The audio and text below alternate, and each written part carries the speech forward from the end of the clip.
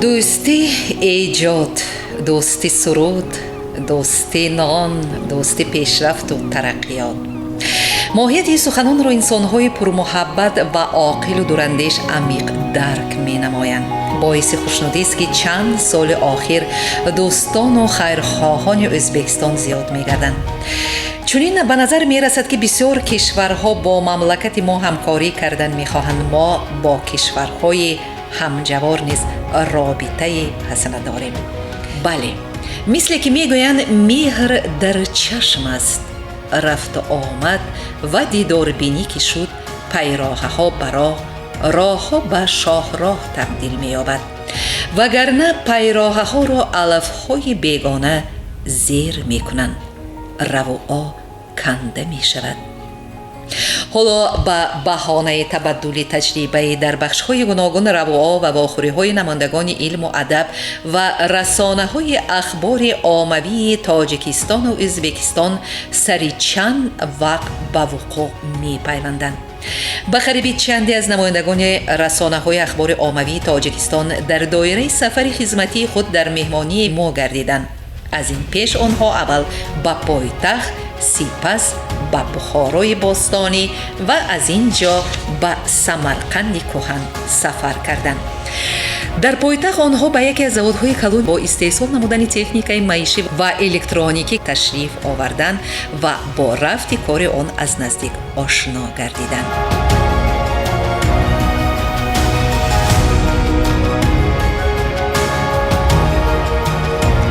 پس از پایتخت مهمانان به بخارا سفر کرده در اینجا در دوام 2 روز با بخارای باستانی با آبیده های تاریخی آن از نزدیک آشنا شده با ژورنالیستان اینجا هم صحبت شدند.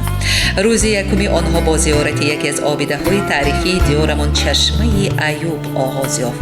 آنها در اینجا با تاریخ آبیاری بخارا آشنا گردیده با ما در صحبت شدند. من خیلی خوشحال هستم که به این سرزمین مقدس قدم میمونم، چون که بخارا برای ما این مرکزی تمدن است و بسیار از خردی آرزو داشتم که به این مکان مقدس روزی شود و آیم و خوشبختانه چنین امکانیت دست داد و ما از این چیز بسیار خرسند هستیم. درست قید کردید که ما درست پیش در شهر تاشکند بودیم، با همکسبان خود، با همقلمان خود باز از نزدیکتر شناس شدیم. مقصد از این تشریف ما در چی است؟ مقصد برای ماندن همکاری های زیچتر با همکارانمون، با همکسبانمون از سرزمین ازبکستان است. میخواهیم که لایحه های مشترک رو راه اندازی نماییم، همکاری هایمون رو گسترش بدهیم و این اولین پرستور یا اولین سفری ژورنالیستان تاجیکستان به ازبکستان است و من فکر میکنم که این پیکی خوش است و من بعد این رفت آمدها زیادتر میشوند و فکر میکنم که یک محصول خود را نیز به بار می آورد. البته وقتی که به چنین جاهای مقدس قدم میمونی یک هیجان آدم را فرا میگیرد، بخصوص وقتی که ما به تهخانه فرا آمدیم و در آنجا به ما معرفی نمودند که خاک از قبرستان آورده شده است، کتاب‌های مقدس را دیدیم، نسخه هایش را دیدیم. در حقیقت وقتی که در کتاب میخونید این دیگر است، وقتی که با چشم میبینید احساسات تماما دیگر است و درست قید کردید که من حاضر بسیار منتظرم که به مقبره اسماعیل سامانی برویم، چون که این چیزی به ما باز هم نزدیکتر است، برای ما باز هم مقدستر است و فکر میکنم سفر امروزه ما از شهر بخارا بسیار خاطره های نیک را در فکر ما میگذارد. مقصدمون همین هست که برای مردم تاجیکستان یک برنامه دیدنی باب، یک مقاله خواندنی باب یا یک برنامه شنیدنی باب از رادیو آماده کنیم تا اینکه آنها درباره ازبکستان، درباره تاشکند و بخارا و سمرقند باز معلومات‌های زیادتر گیرند و هوس آنها برای آمدن به این مکان باز زیادتر شود. гурӯҳи журналистони тоҷикистонӣ таҳти роҳбарии директори мактаби мустақили журналистикаи тоҷикистони асри 21 Сафо Сафаров буд ва сайёҳати худро ба зиёрати мақбараи Исмоили Самонӣ идома доданд.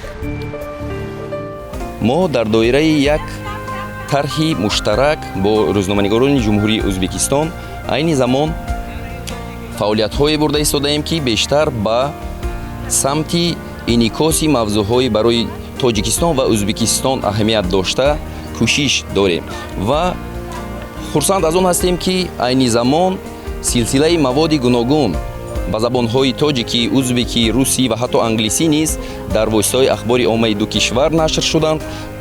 бештар ба масъалаҳои ҳамкорӣ байни Тоҷикистону Ӯзбекистон дар самтҳои сиёсӣ, иқтисодӣ, иҷтимоӣ ва фарҳангӣ бахшида шудаанд. имрӯз дар зодгоҳи Садриддин Айнӣ ҳастед. бояд каме он касро ба ёд меорем ва ҳоло сипас дар дуюм нимрӯзаи ин рӯз мо айнан дар ана ҳамон ҷое ки ҳуҷраҳо мо мегӯем ки мадрасаи Кӯкалдош ки ҳуҷраҳои зиёд дошт, айнан дар ҳамон ҷо зиндагӣ карда ӯ хондааст.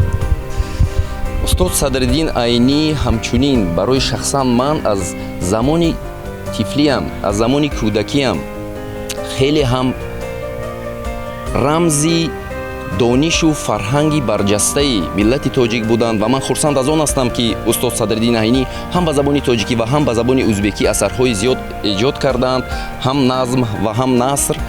ва албатта ёддоштҳои Садриддин Айниро ман аз овони наврасиям хеле ба шавқи зиёд мутолиа мекардам, мисли ки ҳамқадами устод Садриддин Айнӣ будам дар кӯчаву хиёбонҳои Бухорои Шариф ва мадрасаи Мири Араб ва тамоми саргузашти Садриддин Айнӣ дар хонаи Шарифҷон Махдуми Садри Зиё, он кас ки як замон зиндагӣ мекарданду баъд аз он дар мадраса таҳсил карданашон ва тамоми он саргузаште ки асоси асарҳои минбаъда, романҳои минбаъдаи устод Садриддин Айнӣ буд, бо шавқи зиёд ман мутолиа мекардам ва фикр мекунам ҳозир қадам гузоштам дар он ҷойҳо, ба он ҷойҳое ки устод Садриддин Айнӣ онҷо таҳсил кардаанд ва дар бораш хеле барҷаста дар асарҳои худ навиштанд, барои ман таъсирбарангез хоҳад буд. албатта халқҳои тоҷику ӯзбекро метавон ба ду шохи як дарахт ташбеҳ дод, чунки решаҳояш як аст. халқҳои мо муштаракоти зиёде дорад. имрӯз ҳамкасбон аз дидори якдигар хеле шод буданд, чунки аз якдигар дар давоми суҳбат бисёр чизҳоро омӯхтанд ва дар оянда нақшаҳои кори дӯстонаро кашидан имкон шуд. чунин ҳамкориҳо ва табодули таҷриба ба сермазмун гардидани расонаҳои ахбори оммавии ҳар ду ҷумҳурӣ мусоидат менамояд. яке аз ҳадафҳои чунин ташриф ва ҳамкорӣ таҳким бахшидани равобити фарҳангӣ оғоз ёфта мебошад.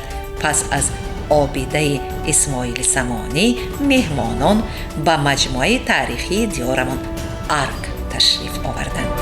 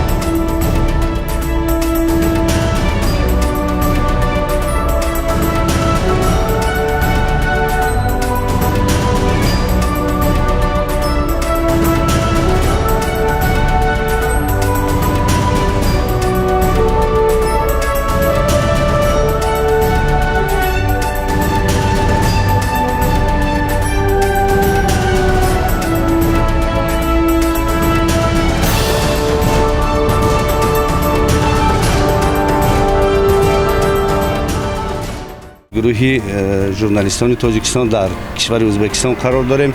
روز گذشته ما در پایتخت ازبکستان در شهر تاشکند قرار داشتیم و امروز در یکی از شهرهای قدیمترین آسیای مرکزی شهر بخارا قرار داریم و از اون چون که شما یادآور شدید از یادگاری‌های قدیمترین تاریخی مرکزی تمدن آسیای مرکزی دیدن کرده ایستادیم و بسیار هم تاثیرات خوب برداشتیم. از آن خرسند شدیم که حکومت کشور ازبکستان برای رشد صنعت مملکت برای بهبودی روزگار مردم تدبیرها می‌اندیشد، از جمله فعال بودن چنین یک کارخانه مقتدر استحصال تکنیک‌های معیشی که ما از نزدیک دیدن کردیم، با فعالیت کارخانه شناس شدیم و اون محصولاتی که این کارخانه تولید میکند البته به کشورهای نه تنها آسیای مرکزی بیرون از آن فرستاده می شود و ما از آن خرسندیم که محصولات این کارخانه الکی به کشور ما هم آماده ایستاده است و مردم ما هم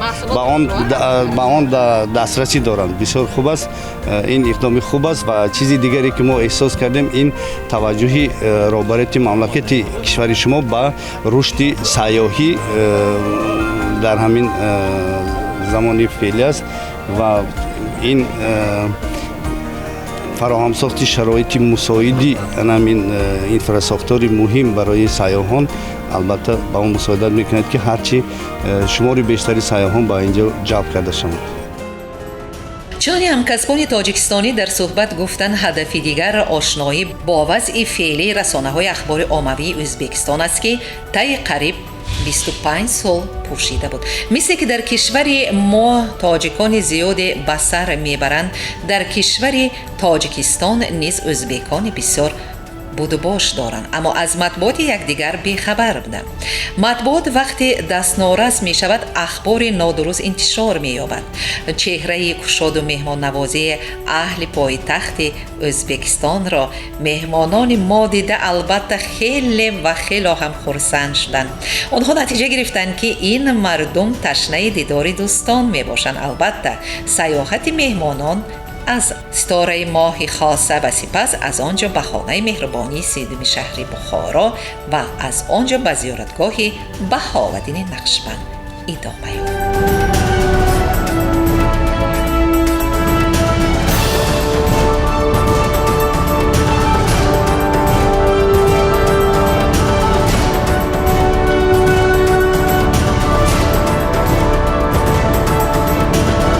همین یادگاری‌های تاریخی شهر بخارا رو تماشا کنم. البته ما با سفر داریم به شهر سمرقند، شهر تاشکند رو هم دیدیم دوام 2 روز، لیکن ما در همین شهر بخارا ما همین یادگاری‌های تاریخی رو تماشا کرده یک بار به خود تصور کردیم که چگونه در دوران قدیم زندگی بود و ما یک سیر تاریخی داشتیم در شهر بخارا. در این شهر خیلی کوشش میکنند که امین یادگاری‌های تاریخی رو محفوظ دارند و تا که آنها جوانان آنها رو بینند و از تاریخ بوی این ملت آگاه یابند. نقطه بلندترین دوستی خلق‌های تاجیک و ازبک، دوستی و قرابت مولانا عبدالرحمن جامی و میر علی شیر نوایی بود. نسل امروز و فردا باید این دوستی را چون گوهرک چشم حفظ نمایند. از دوستی ازلی و ابدی خلق‌های تاجیک و ازبک با ابتکارات سران دو کشور باز هم نزدیک شده ایستادن خلق‌هایی که از یک دریا آب نوشیده و در یک سرزمین چون همسایه‌های دیوار در میان عمر به سر میبرند، سخنها در بین همکسبان به میان آمدند.